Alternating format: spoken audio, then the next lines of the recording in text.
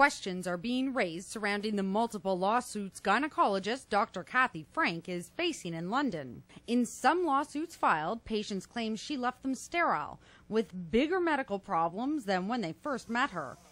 In other lawsuits filed, there are claims that her poor delivery methods have caused irreparable damage to their babies. Complaints started coming to the college in 2006, but many weren't addressed until this year.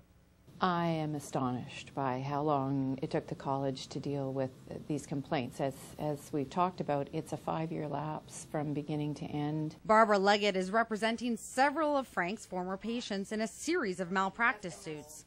The allegations have yet to be proven in court.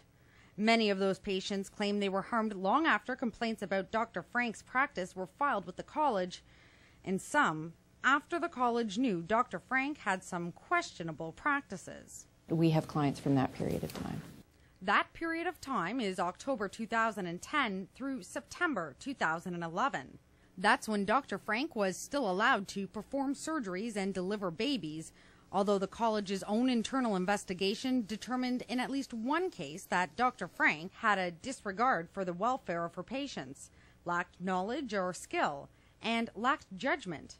When the college asked if she met the standard of practice in her own profession, the answer was no. Was Dr. Frank's practices likely to expose patients to harm or injury? The investigator responded, yes. That question is so critical to patient safety that a yes requires immediate notification to the college. Now, we've been trying to speak with the college for nearly a month, but every request we've made has been refused. We've shared these documents with Health Minister Deb Matthews' office, but her staff told us just prior to the interview that she wouldn't address this matter specifically. We have oversight, but they have independence in how they conduct their work. There is a provision where the government could step in, but Matthews hasn't taken that measure. Regulatory colleges do operate with the sanction of government. So I can, in extreme cases, for example, send in a supervisor. The process, I think, has bogged down and become distorted to the point that it is not protecting the public.